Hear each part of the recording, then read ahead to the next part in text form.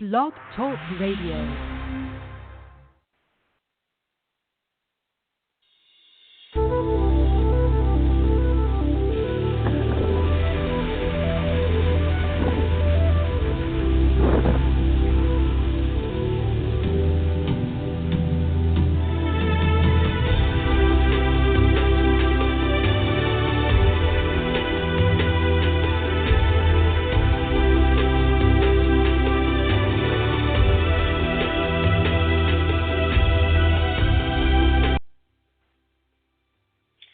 Hello, everyone, and welcome to the Aha Moments radio show for the inspiration, education, and celebration of enlightened living worldwide. I'm Mari. Happy Tuesday. Happy belated New Year. And we are in a really big week. I know that this week we have a supermoon, blue moon, and lunar eclipse all happening at one time, all happening actually tomorrow. And I figured it was a good time to get back on the air and to talk about some things that I think is top of mind. They're top of mind for a January time frame for the New Year mindset, and that is making big changes. And I know that it's a little cliche, but the beginning of the year it is top of mind. So we're going to go over some interesting nuances and some key ways to make major changes a lot easier for you this year.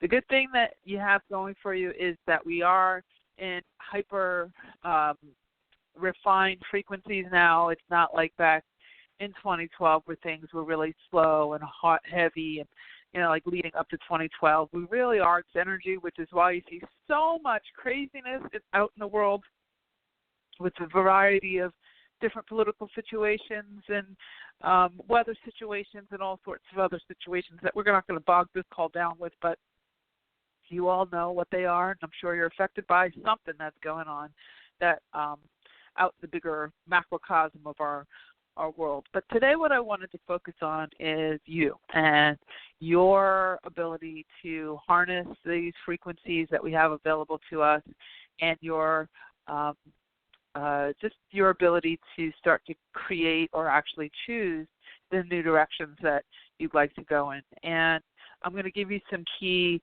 tips and some steps to take so that you can make those changes and get moving with those. And we're also going to apply some of the work on the parallel reality work that I'm very much into to make those changes even easier than you would ever expect.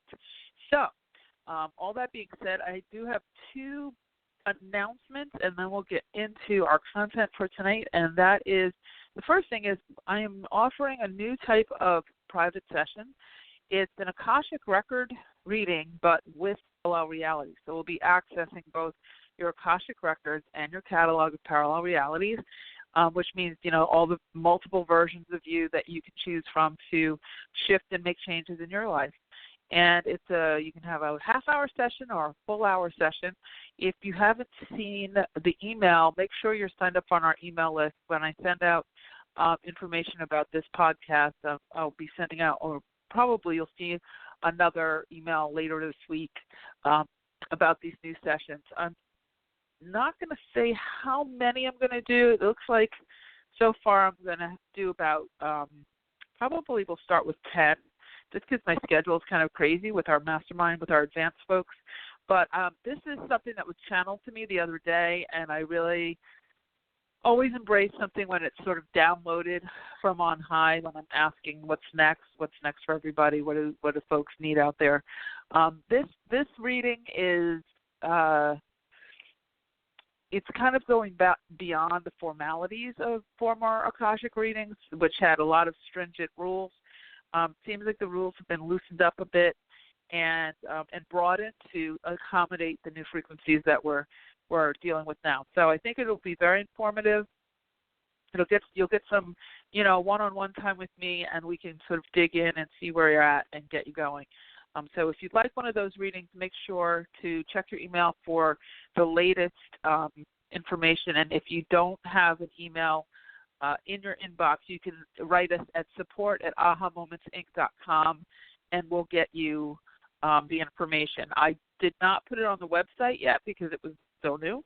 So a lot of times I don't put things on the website just because I don't have to. I'm running a bit too much. But yeah, if you don't have the email in your inbox, you can certainly send us an email at our support at ahamomentsinc.com. And then the other thing is that we are now opening registration for my invitation application only Frequency First Mastermind course. And what that is 6 weeks of group coaching and between 3 and 6 weeks of private coaching, depending on which level you choose, and then access to be able to go to come see me in La Jolla in June for our Summit by the Sea retreat, which is held right on the ocean. We're going to have a really powerful time this week. This year it'll be June 8th, 9th, and 10th is our Summit by the Sea. And so the mastermind, I have 10 spots that I'll be opening up in the mastermind for March. So we're starting to take the registrations now, and we'll start very promptly first week in March with the group classes. And so if you'd like an application for that, application only, and see if you qualified to participate. It's a very intensive advanced work with parallel realities, multidimensional manifesting, electromagnetic fields. We're going to be doing quite a bit of advanced work as we do it's all channeled, so it advances as we go, but we'll be doing quite a bit of refinement in the manifesting work and in the parallel work, etc. So if you've taken courses in the past, this is way beyond that because it's all cumulative. It builds on each other. And so a lot of the information from before has been upgraded exponentially. So if you'd like to participate in the advanced work, especially now with the new frequencies and the incoming energies that we have and all these shifts and changes that we're going through in the world at large, it's a great time to sort of dive deep and harness all of this energy and use it to your advantage. So you can send us an email at support@ahamomentsinc.com. I think there's an application on the website, but I know we've had some tech issues with that. I don't want you to go through that whole application and then it swallows up your info, and it does. So I'm just to cover all bases, send us a support email, support@ahamomentsinc.com, and we'll get you the application so that we'll get you the questions so that you don't lose your work. All right? So those are two big things, fun things, and I'm excited about both of them. And now let's move on to change and making change happen. Also, if you guys call in, I'll be taking some questions later in the show, so you can call in at 917-889-2626. It's 917-889-2626. All right? So love to hear from you if you would like to ask a question about our topic tonight or anything else that's relevant. I'd love to hear from you. All right. So let's talk about change, making changes, major changes, even minor changes. It's interesting because one of the things people to make a change, they judge themselves harshly, and you start to look for what's wrong with you, right? What's wrong? Okay, I don't have enough of this, and I don't have enough of that, and if this was that way, and then we start to go into regret, and we start to go into guilt and shame and blame and all of that, and that actually loads the change process up pretty good with some negative energy, with kind of what we call, backwards energy, purgatory, and I call it purgatory energy. And so the first thing I'd like you to do is sort of just drop the judgments, because the frequency is very interesting. It's just like I talk to my advanced students about this a lot. The analogy I like to use, the example I like to use is a flock of starlings, those birds that fly in these huge numbers, thousands of them, and they go in all different directions, and they make all kinds of shapes in the air, and then all of a sudden they all land. And then they go out of nowhere, and they just go in all variety of different formations. And that's kind of how frequency is. It's kind of scattered and random, and then when you start focusing attention on it, it starts to order itself and create whatever change your thoughts are most focused on. And it's really actually that simple. very efficient. The change process is way more efficient than most people think. So when you are focusing your thoughts and you're saying, okay, I want to make some forward-moving changes, please do yourself a favor and not start backwards by putting yourself down. Just say, you know what, I'm cool the way I am. However, I'd like to make my life even more efficient. I'd like to clean the clutter that's in my house. I'd like to lose the weight or, make more money or whatever those changes are, have a relationship, prepare myself for a relationship. But make sure that you can do that from a loving place, from a place of expansiveness. And that's the first major key, is to shift your perception about where your engine is coming for change. There's a rule of thumb that we have. Well, there's three types of energy. There's generative energy, creative energy, and institutive energy or administrative energy. So generative energy is what makes your engines turn on to actually move forward. What is it? Rebellion? I'll show you. I'll show her. I have a friend who does that. I'll show her, and then she goes off and takes my list of things and goes off and tries to make those makes those shifts for herself. I've had actually several people do that, which is really interesting to observe. So that I'll show you energy. There's also from sadness or panic, unless you're in a mass panic, you don't really get up enough momentum to get beyond your resistances and make those changes.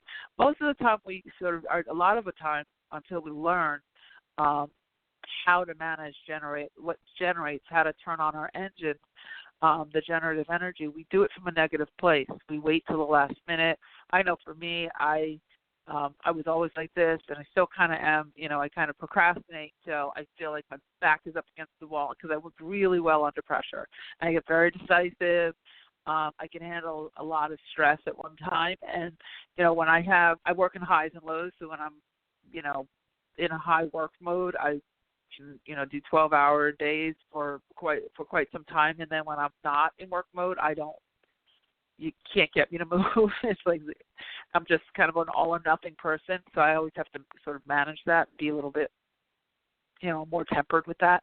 But if you know what your generative energy is, then what happens is that if, let's say, you always had a family member put you down, a parent, a mother, father, say, oh, you'll never amount to this, you'll never amount to that, and you got that I'll show you energy through your childhood, you will create I'll show you situations with bosses and coworkers and friends and all that to get your energy so that you'll make a change, right? So you want to start to shift that, become very conscious. What's the energy that turns your engines on? Where are you originating your engines from? Because if you're originating from a chaotic place, making that change is going to be hard to do in the long run. If you are doing it from a despondent place, be very, very stressful. And what you do is you set up energy to meet you on the other side of the change, and it could be even more chaotic. So, for instance, when I was moving from New Jersey to California, I had a horrible living situation where people were living over my head, and they had this huge dog, and the landlord was a jerk, and it was horrible. And then, everything started to kind of break down. Now, I had always loved living there, but it was like one year, it's just like I could feel the winds of change, the tornado of change, because all these things started to go wrong. A car flipped over in front of the house. Another tree next door sliced right through the middle of the house, totaled the house. We had Hurricane Irene, Hurricane Sandy. It was all kinds of crazy stuff. And I was like, it's time for me to get out of here. It's time for me to get out of here. And the more I thought about it, the more angry I would get. And, I was like, okay, I'm ready. And I was creating and I was generating this really chaotic, I'll show you energy that was creating enough churn and torque for me to have the courage to, sort of eject myself out of the East Coast and push myself to the West Coast. To leave your family 3,000 miles behind and not have any real friends in 3,000 miles away where you're going, and kind of just going off on this knowing that you needed to be there. So I use a lot of chaotic push throttle energy. But when I got to California, I did not, and that was, even though I lived next to the beach and all that, I did not particularly land in a nice, calm, bucolic, wonderful space. Much better now, but there was a tremendous amount of chaos the first few years I was here. Tremendous. I mean, it was like everything was rearranging itself. There was a lot of churn, went through a lot of, meeting a lot of people, that came and went. There was a tremendous amount of churn. I'm just starting to feel settled now and have a handle on that, and it's 3 years in. So whatever you generate your change from is what you're going to meet on the other side of that change. And that's my point. So if you can generate your change from a place of inspiration, a place of love, a place of forgiveness, a place of high expectancy, a place of childlike wonder, meaning like, wow, I wonder what it would be like to be 20 pounds lighter, to be able to go play tennis and get one of those cute outfits that I've always wanted. I wonder what that would be like, to be able to get up and go on a vacation without worrying about having to lose 20 pounds before I go. Those things. If you come up with a better question, if you come up with a better impetus for it, you're going to have a smoother, you're setting up the energies and the frequencies to work with you in a smoother way, so that when you land that change, you're not landing in the midst of chaos on the other side of it. Okay? So the next thing, besides understanding your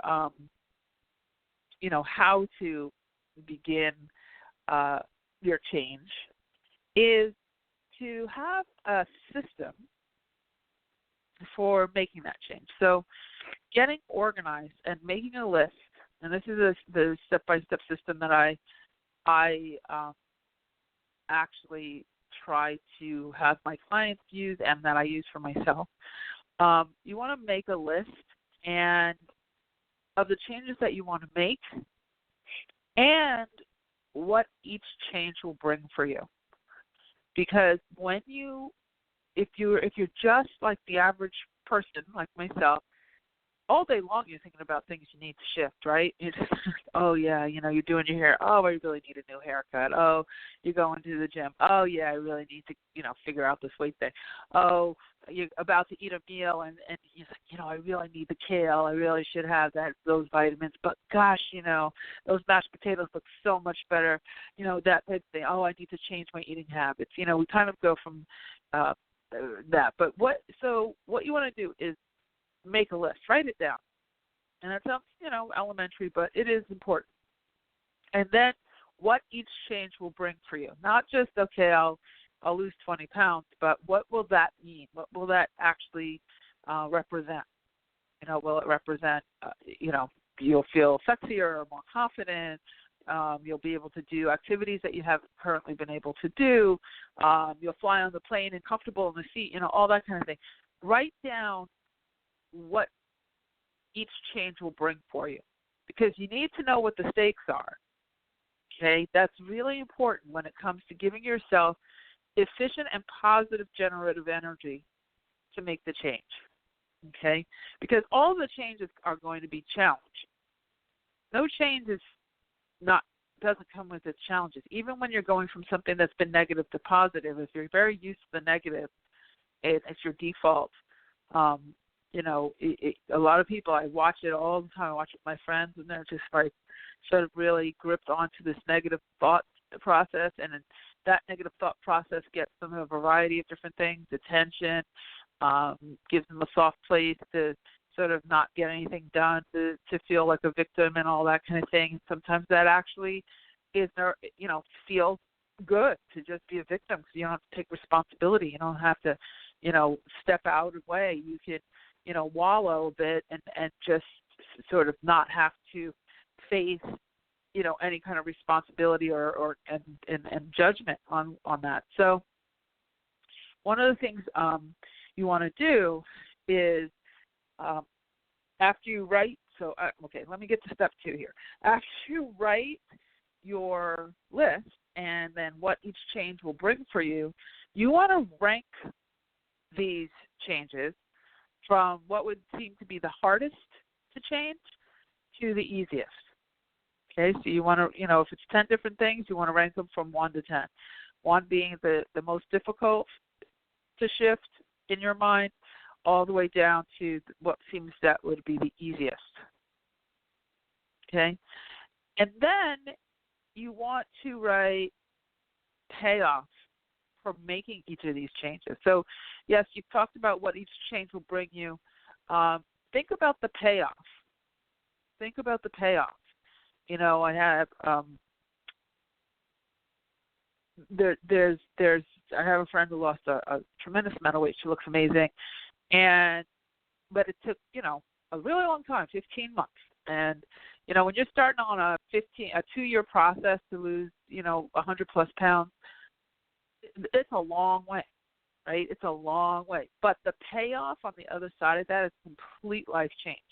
Complete.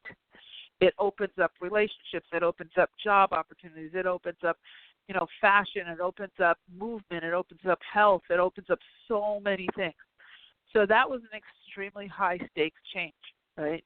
So, but you have to get very, very committed to understanding what the payoff is going to be before you embark on it. Because if you don't, and you just go at it like, okay, judging yourself, I've got to lose weight because I look horrible. I just have to lose this weight. And you go at it from an self-abusive position, it will not be enough momentum to get you through the hard days.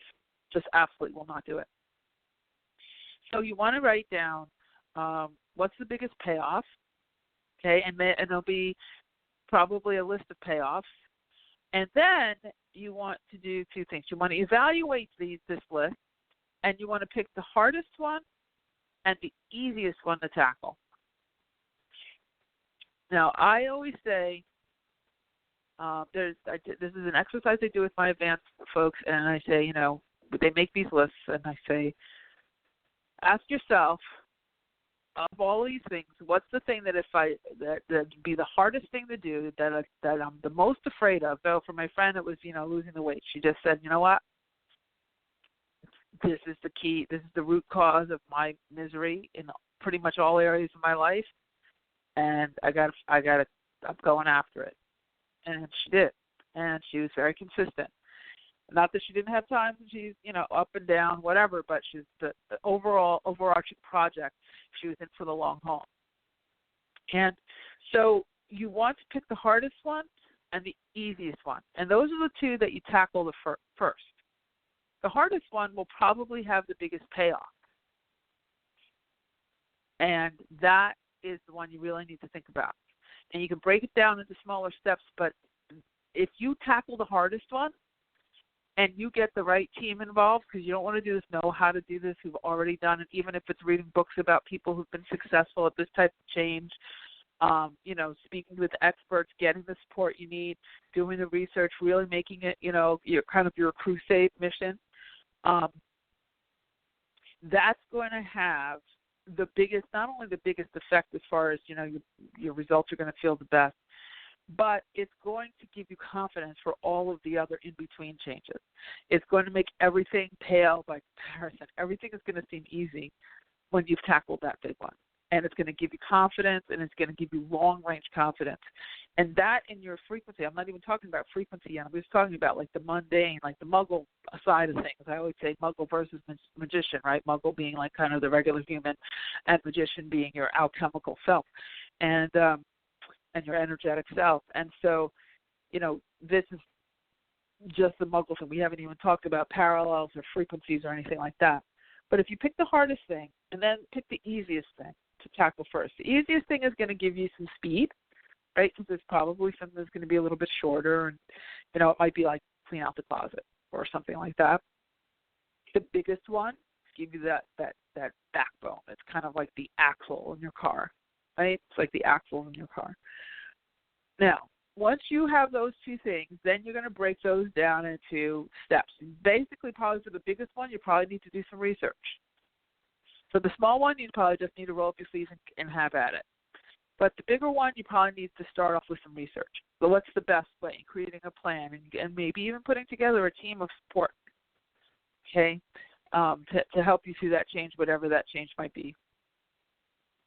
The next thing is, once you're ready to start working through this change, one of the best things you can do, and this is now where you sort of start to shift into the clearing, into the energetic aspect of things. One of the best things you can do is to do some clearing, okay?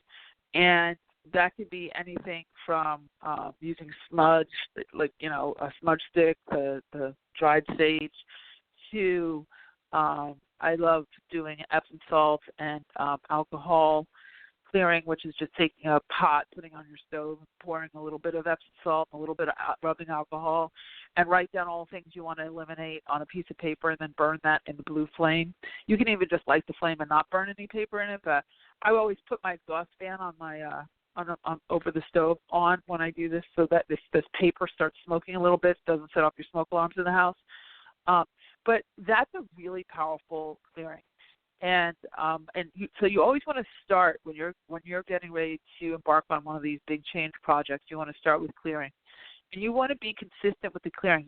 Sometimes when I was going through some major shifts last year, I was doing clearing every single day, and then I backed off of that, and I noticed just about 2 days ago, I said, feeling so tired. And I started to ask my guides, what's going on? And they're like, you need to do some more clearing now, because I started to go to move forward with some shifts of my own, and I had moved, and there's a lot of big shifts that I've had in the fall, and I just kind of had stopped doing a lot of clearing, and it's just that big energy shift. That old energy has to be transmuted into fresh energy. It never really goes away. It just transmutes. Either your good energy turns to, heavy is loaded up with heaviness, or your heavy energy is transmuted into clear energy. And energy doesn't really disappear. It just transmutes. So as you clear and cleanse yourself, and you can do that, like I said, with smudging. You can do that with the blue flame. You can take a hot salt bath. You can do all of that. You can make sure you go out to the beach and you sort of lift your spirits and lift yourself up. That's going to be really important as you go through this change process, because as soon as you embark on this list, especially the biggest thing, you're going to hit up on a bunch of things that were the blocks that made you not want to make the change in the first place. And those have to go somewhere, right? You start to face each thing, and maybe you get a therapist or whatever you get, and each thing comes up, and then that energy has to transmute. So you want to do regular clearings alongside of your other, steps. Let's say you're losing weight, so you're doing, going to the gym, you're doing your diet or whatever, and then you're also doing your clearing, letting go, managing through the emotional things that come up, letting them go, being uncomfortable. When you embark on any kind of change, you have to know that you can't stay the same and get the change. And if there's anything I see with my clients and my friends and family and, people who talk to me and they wallow and they complain and this is never changing, and I wish somebody would finally do something to make this shift, and I wish the guides would just send me the money, and, it's generally, and then you say, well, why don't you do this? That never works for me. Oh, why don't you do that? Oh, that never works for me. Oh, why don't you do that? Oh, I tried that once for 2 seconds and it didn't work. Basically they're saying, I want to stay the same, but I want this huge change. I want to stay the same. I don't want to be uncomfortable. Oh, that's so uncomfortable. Oh, that's so hard. My Dimitri, my dance partner, he says to me, he says, you have to get into your uncomfortable zone. He says, you have to be always, good, or you're really wanting to advance your skills. You have to go into your uncomfortable. He's from Russia. He says, you have to go into your uncomfortable zone. And it really is true. I want to get a T-shirt that says that. Are you in your uncomfortable zone? Because that's where change happens. When you're working out, my personal trainers say it too. They just like, look, you have to get used to being uncomfortable. That's where the change is taking place. If you're feeling like, this is so easy, I'm hanging on the treadmill, your body is not getting pushed enough to have those changes, the results that you're looking for. So there is a level of discomfort that you have to be willing to endure as you're going through that change. Now, this is why it was so important when you're making your list to rank the changes, okay, and to write down what each change would bring you. Because one of the things that the personal development people always talk about is knowing your why. Why are you doing this? And why are you invested in it? And it's not just wear a size 4. It's how do I feel about myself when I'm that size 4? Am I more confident? Do I take better care of myself in relationships because I feel like I can get whoever I want? I don't have to settle. Do I feel more buoyant in my ability to have a variety of activities I can do for pleasure and enjoyment versus, one or two things I can do because I don't have the energy or the stamina, or I don't have to, my joints hurt too much, So you want to know your why, because when it comes to living in the uncomfortable zone, you have to, while you're being uncomfortable, also be very invested in your why and very invested in what the payoff is for this. And that brings us to the next thing, which is also knowing, and you might want to write this down when you're doing your list, what's going to happen if you don't make the change? Like, what will life look like in a year if you don't make this change? What's gonna continue to go by the wayside? So you're giving your mental, what you're really doing is you're setting your psyche up for success, because you can incorporate energetics into it, but if your psyche is really kind of on steroids trying to break you down, you're going to use the energetics against yourself, because the energetics just pretty much amplify your core beliefs, right? So it's important to say, okay, look, I am in the process of changing, so I'm not going to be perfect. But I know why I'm doing this. I know not just the physical reward, but I also know the emotional reward, the mental rewards, the frequency rewards. I know the kind of these, even the bonus rewards of these things, and then there's going to be some surprises. There's going to be some really amazing surprises. I remember when I lost a bunch of weight last fall, and I was getting ready for a dance competition, and I lost, I don't know, I started going to Orange Theory, really, really hard, high-intensity workout thing, and it kicked my butt. I mean, like, it was crazy. But I remember I got such a bad rap for this from Dimitri. I ran my car into a pole in the parking lot, and it's because I think I turned too tight, and it was like a pole, like it's an underground parking lot, and I turned too tight, and my spatial thing in my head was off. And what I realized, and then I ran into something else. It was just brushing things, but he was like, what's the matter with you? You need to take the driving test over again. How do you survive? You're crazy. What I realized was that I had lost so much weight so fast that I was really, my butt was smaller, and I was so low in the seat that I couldn't really see like I used to be able to see. So I heard, I was like, why do I keep doing this? Like, I know that I'm not like senile or anything like that. And I realized my visibility was lower because I was lower in the seat.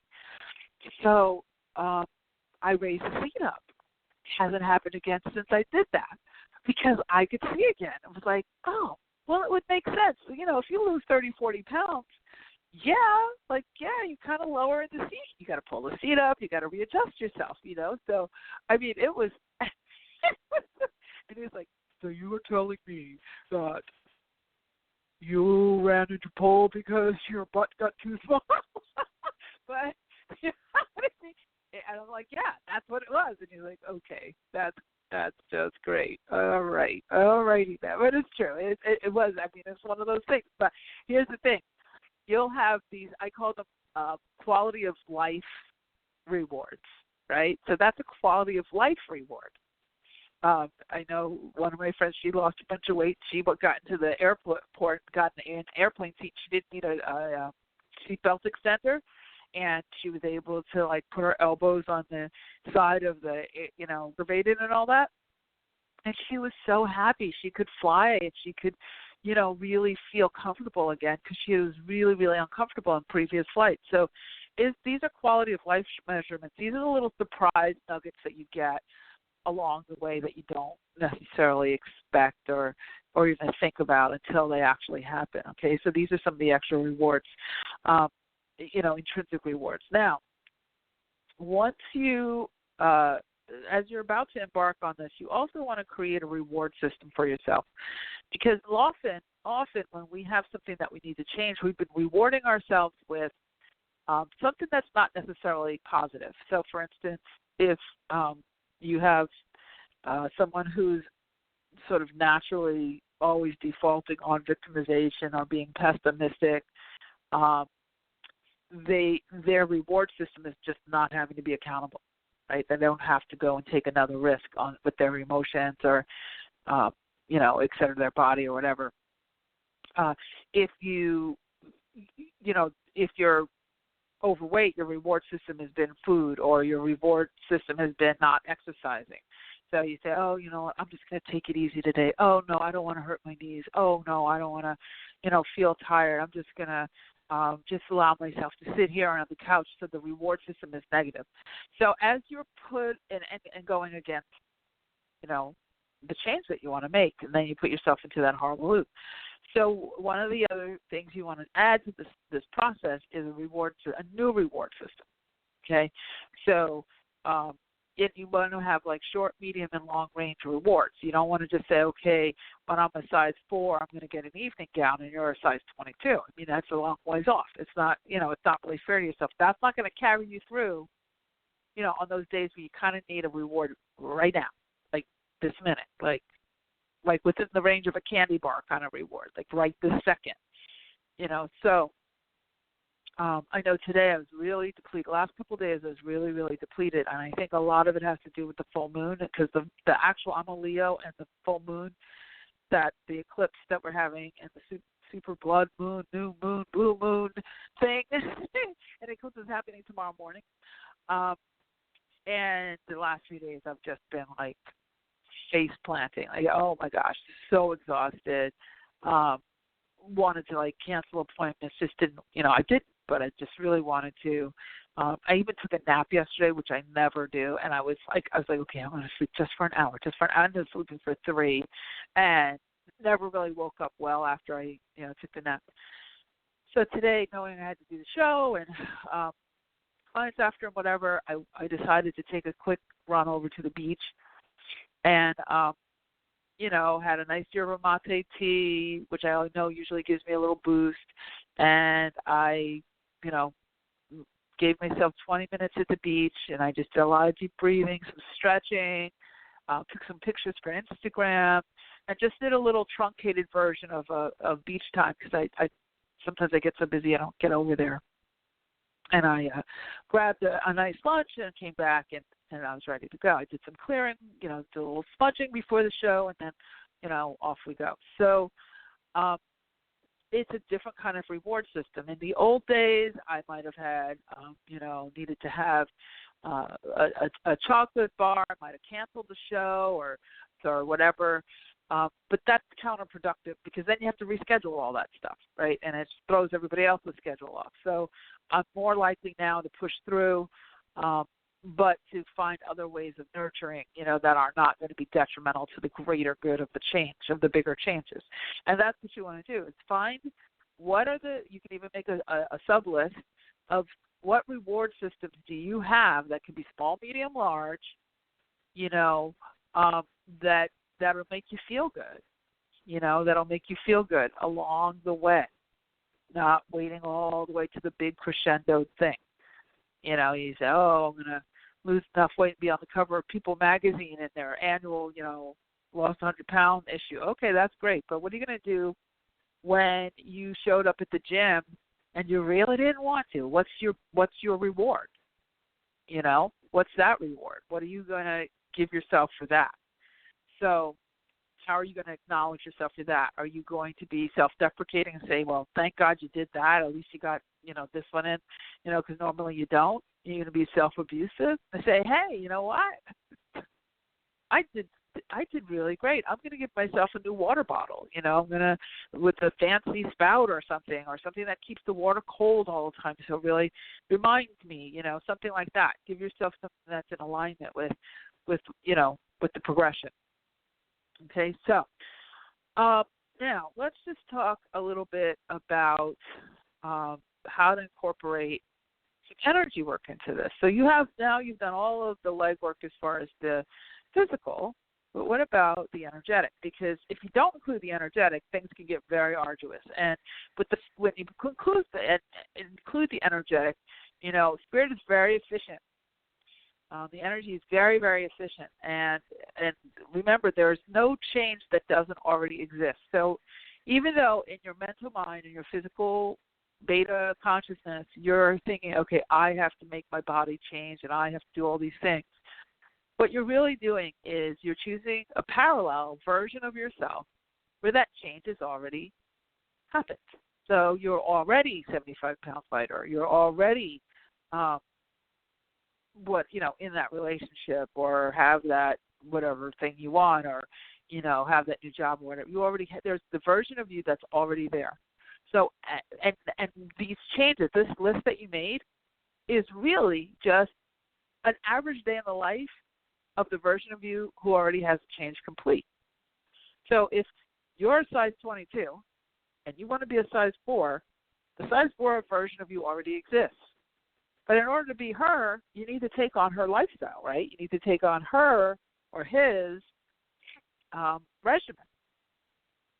So as you start to exercise and you start to eat well, you're taking on the natural lifestyle of the version of you that doesn't have the extra weight. You're literally stepping into the new parallel, stepping into your life as that new person. And when you start to perceive it as that, now it's not this arduous thing. Instead of making the change, the origination point of your change. Now listen to this closely, because this is going to be heady for a lot of people. My advanced people, not so much, but if you're new to this is going to feel a little heady. Think about it. If you are the size 22 here and you're the size 4 there, both of you already exist. There's no, unparalleled, everything already exists. So you're always just choosing another aspect of yourself as opposed to having to create something new. So she's already there. Okay, he already exists. Now, you can orient yourself from the version of you. You primarily orient yourself from the version of you that has the flaw and struggle, strain, strife. Or you can choose to orient yourself primarily from the new version of you and make those changes. Allow that new version of you to fully load in. So then, of course, the change is going to be easier because you're going to just be taking on what you would be doing anyway. Right? You're just going to be living your natural way. The size 4 version of you wants to exercise because that's what she does. She's not really thinking all that much about it. It's just part of her regimen. In fact, she feels bad if she doesn't do it. Same thing with the food. She doesn't want to eat pasta 4 times a day. Wouldn't even fathom it because it's just kind of not her thing. And she expects to go and, ride bikes because she really wants to, or to take the stairs because, it's fun to get a few extra steps in for a Fitbit or whatever. I mean, it's a natural thing, right? So if you start to orient yourself from being literally stepping into the version of you that's already that changed person, already that other version, then all of this list stuff that you would feel so arduous if you were originating from the old you now becomes your natural way of being from the new you. And what you will find is that a lot of the cravings, a lot of things that you expect to have to fight, resist, do all that, will literally dissipate. And then, yes, there'll be some work to be done, but it will not be anywhere near as difficult. So that is a really great tip to do. And you can, there's all sorts of fancy ways to do parallel work. I won't go into that here, but what I will say is you can just close your eyes very naturally, close your eyes, take a nice deep breath, and do, 5 or 10 minutes of visualizing yourself as that other person, and literally you could see yourself stepping through a veil like a curtain.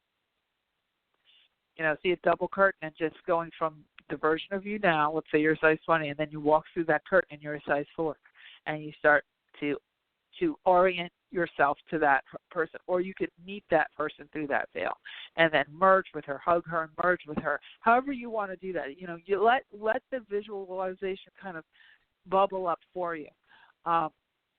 Just for the sake of time, like I said, I'm not going to go really, really deep into that right now, but just the fact that you're embarking on it in that way, you will find that you'll create a lot more ease around the process, and it'll feel much more natural to have that knowing that you're already that person and operate already as that person, because your whole body and your whole nervous system, everything will start to align with who you choose to be, instead of sitting on the other side in your old self and yearning about what's over the fence.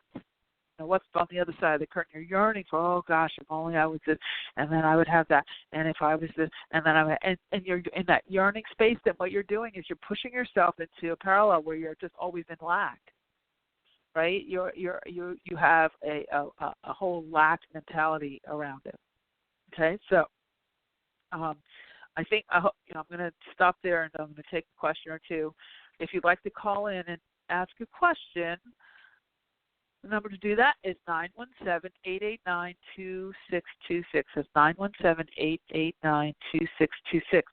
And play with it. Okay, there's no perfection.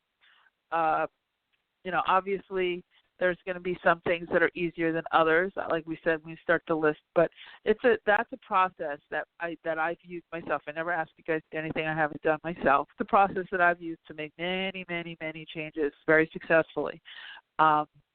So give that a try. And like I said at the beginning of the show, if you want some support, definitely sign up for one of the readings or apply for our mastermind, because that's where we really, really get deep into this stuff and get all of the real nuances and all the different tools and whatnot. All right? So, all right. Sam, my beautiful producer, I think we have a caller, so let's take Carla. Hi, Carla. Hi. Hi, how are you? Hi. I'm good. Hi. How are you? Fine, thank you. Thanks for waiting so long. Oh, that's okay. It was my pleasure, because you know what, Mara, you spoke to what I was going to ask about, and that was, I said, at some point, there has to be a time when you recognize, I am this now. Okay, I've been working at it and doing everything, and now when I am what I want to be, okay? I am who I want to be or where I want to be. At some point, I guess you have to come into, would you say, alignment or awareness? Well, I am that now, okay? Even in me asking you the question, who am I asking the question? Am I the person that already knows that I'm where I want to be, or am I the person that's still trying to get there? And so I had to ask myself, and you just spoke to that, actually. You have to, at some point you have to recognize, well, look, I'm already this right now. There is no time, no space, but right here, right now, right this moment. And I have to be it now. I have to be it now. What day is it going to come if I'm not it right in this moment? And so you just answered that, because I want to thank you for that. Oh, you are so welcome, and I'm so excited that you experienced it that way. I can add a little bit to what you just said, and that is, what's really cool is, yes, we could go to the either or, the version of us before the change or the version of us after the change. But what you just did is you rose up to the observer, which is seeing both. Oh, okay. And that's even more powerful. So when we have our higher self, so what we're trained to believe and trained to as we grow up, especially in formalized religion, is that we have a body, and within our body is soul or spirit, and we have to work our body and work through our lives and all this, and periodically, like on Sundays, we go and we acknowledge that this soul or spirit might have something to do with life and all that. But what it really works out to be from a frequency perspective is we're these big giant balls of energy that choose to have a portion of ourselves take on a body experience in a lifetime. So like a symbol of a body. When you have multiple symbols, that's those parallels, multiple symbols of bodies going on simultaneously. But you're still that huge, bigger portion of you too. You're still part of that bigger whole. You're just individualizing a piece of yourself and driving around like in a body car, like in a car, right? So when you are starting to evaluate yourself, what you do is you go into the observer mode, which is going back up into the higher self and observing the various options that you have and saying, okay, that one didn't work, this one could work, okay, I'm going to choose this. And that's what you just did. And that's what meditation is you rejoin with that higher self and you observe your life from the higher vantage point. And then you step back in. When you come up out of meditation, you go back into your beta consciousness and you're back into your matter, into your physical world, where you're operating primarily from your mental mind and your regular human faculties. Now you stepped into whichever version you desire. But when you go into meditation or you start to contemplate, you go up into observer.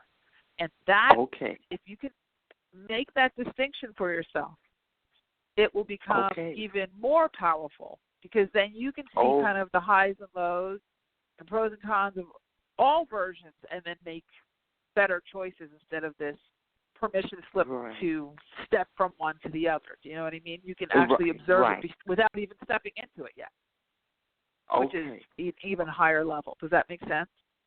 Yes, it absolutely does. Oh, thank you very much for that insight. I appreciate that. You're so welcome. I am the observer, right? Okay. Yep, and then you can say, and now I choose to participate in this version of me. Okay. I am the observer, and now I choose to participate in this aspect, this version of me. And some days, trust me, you will say, you know what, screw it. That version of me is too hard. I want to be this complaining version over here today. I'm just gonna bitch. That's it. That's right. But when you're in that space by choice, when you're in that space by choice, then you can leave it. It's when you're in that space by default that you get into trouble. Right. Oh, well, thank you so much. That's very helpful to me. I appreciate that. Oh, well, thank you for calling in. I really appreciate it. Thanks so much, and keep me posted on how things go for you. Sure will. Thank you. Thanks. Have a great night. Bye-bye. All right. So I love that Carla asked that question and that she had made that observation. That is very, very powerful. And what you'll find as you go into this work deeper is how fluid things really are. Yes, we have these long lists and these changes feel so arduous, and especially when we go at them without any energetic frequency consideration whatsoever, and we just listen to what, who's doing the latest thing on Instagram or Facebook and which potion we should drink. I should have to have the ginger water or the apple cider vinegar, and I have to work out and with the heart monitor and run around and rah-rah myself to death. And, when you're able to incorporate the integration of both the frequency and the physical action, your progress just, number one, your steps reduce exponentially because it's much more efficient.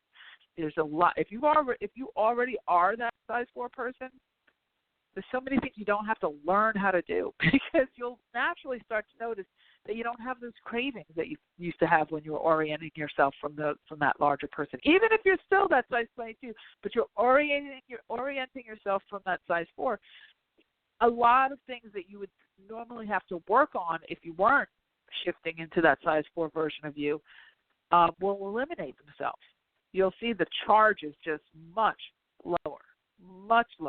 And you'll start to say things. You'll know you're there when you start to say things like, it's funny, I went to the gym and I didn't even mind today, or I was in a restaurant with a friend and I didn't care what I ordered. Like it wasn't the Last Supper. It was like lunch, It was just lunch. So having the salad or grilled chicken instead of the cheeseburger or French fries or whatever, that was easy. It was just easy. Or the other way is, I had a cheeseburger today and I didn't feel guilty about it, because guess what? Sometimes the size 4 version of you does that. And not only did I not feel guilty, but I don't want another one. I honored it, and I'm done. I don't care. I didn't even think about it again. It was like, whatever. It wasn't like this horrible knife through the heart. Oh, you just killed it. You killed it. You killed your dreams, your diet, your everything, because you had a cheeseburger, and that's what you don't do, right? You're weak. You're this. You're that. So it can work on either direction. Everything is neutral. You assign meaning to each and everything that you experience. So I think that's going to be it for today. Again, if you'd like to participate in our Frequency First Mastermind group, which is going to start in March, the registration is open now. As soon as those 10 spots are filled, some of the people who are already in the mastermind will take up some of those spots. But as soon as the remaining spots are filled, then we close the registration, because I can only handle doing so many private sessions in a week. So if you'd like to participate, please send us an email at support@ahamomentsinc.com to get the application, and also be sure to sign up for a reading with me, and we can really delve into this in a deeper way and customize it just to you. So I think that's it for today. We will be back on the air next week, and probably do my goal is to do 8 to 10 live shows. I'm just batching them a little bit differently than I have in past years, just because there's so much going on. But so we'll see you back here same time next week, and I will end with my motto, which is: you truly can have exactly what you want. You absolutely deserve it too. And in this new energy, anything is possible. Take care, everybody. Have a great night.